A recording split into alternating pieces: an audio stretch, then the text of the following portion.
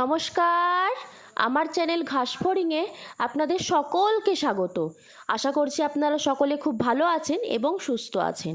চলে এসেছি আরও একটি নতুন ভিডিও নিয়ে। আজকে আমি আপনাদের সঙ্গে শেয়ার করব দই বড়া রেসিপি। তার জন্য আমি ওই 1 বাটি মতন ডাল ভিজিয়ে রেখে দিয়েছিলাম, ওই 3 থেকে 4 ঘন্টা মতন। এবার ডালটাকে আমি বেটে নেব মিক্সিতে। ডালটা বাটার সময় আমি ওতে দেব আদা কুচি আর কাঁচা লঙ্কা, আর দিয়ে দেব জিরে। আমার কাছে জিরেটা ছিল না তাই আমি দিইনি, আপনারা চাইলে দিতেই পারেন।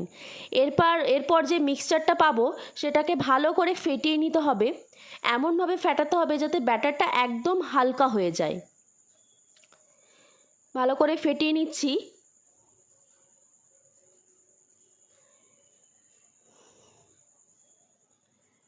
ভালো করে ফেটিয়ে নিচ্ছি আমি ব্যাটারটাকে। এরপর একটা ড্রপ নিয়ে আমি ব্যাটারের একটু জলে দিয়ে দিচ্ছি। জলে যদি ড্রপটা ভেসে ওঠে তাহলে বুঝতে হবে ব্যাটারটা একদম রেডি। জলে ভেসে উঠেছিল এটা, তাহলে বুঝেছি যে এটা রেডি হয়ে গিয়েছে একদম। এরপর এটাকে আমি ছেঁকে নেব।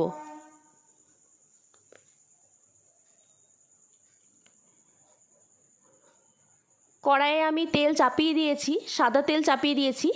আমি এরপরে ওই বড়াগুলো এক এক করে দিয়ে দেব।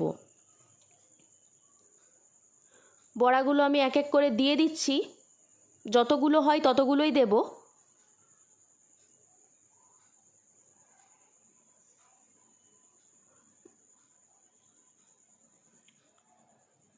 বড়াগুলো দেওয়া হয়ে গেছে আমার।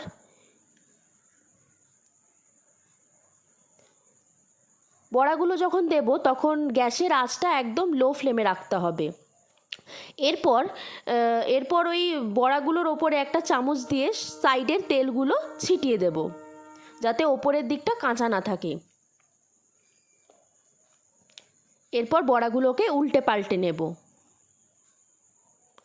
বড়াগুলো ভাজা হয়ে গিয়েছে, এবার বড়াগুলোকে তুলে নেব। এইভাবে আমি বাকি বড়াগুলো ভেজে নেব। এরপর কড়াই চাপাবো। এবার কড়াই চাপিয়ে আমি ওতে দেব 3-4 চামচ মতন সর্ষের তেল।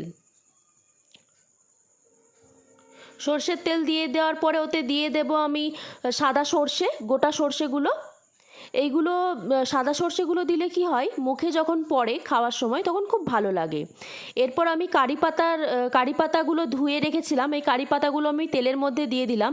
এরপর কারি পাতাগুলো ভালোভাবে আমি ভেজে নেব। এটা দিলে ফ্লেভারটা বেশ ভালো আসে। এটাকে আমি ভেজে নিচ্ছি।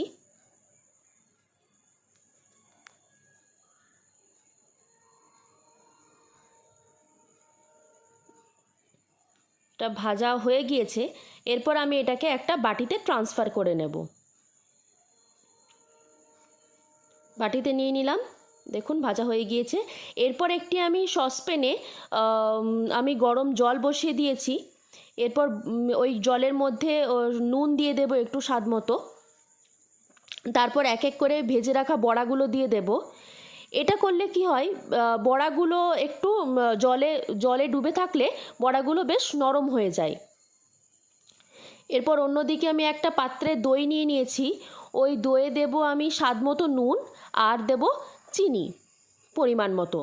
এরপর ভালো করে দইটাকে আমি ফেটিয়ে নেব।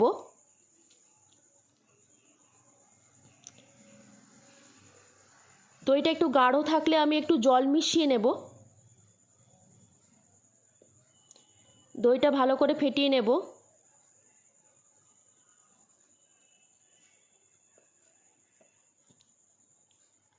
দইটা ফেটানো হয়ে গিয়েছে।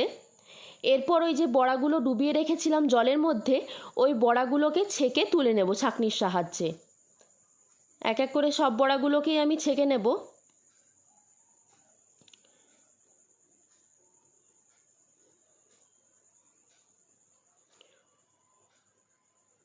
সব বড়াগুলোই ছেঁকে নিচ্ছি আমি এক এক করে। এরপর একটা পাত্রে বড়াটা সাজিয়ে দেব।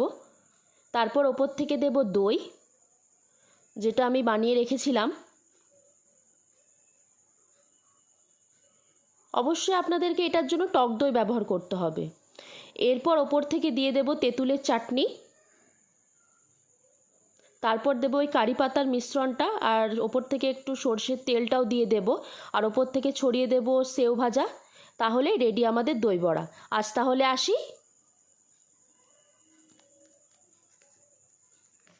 দেখা হবে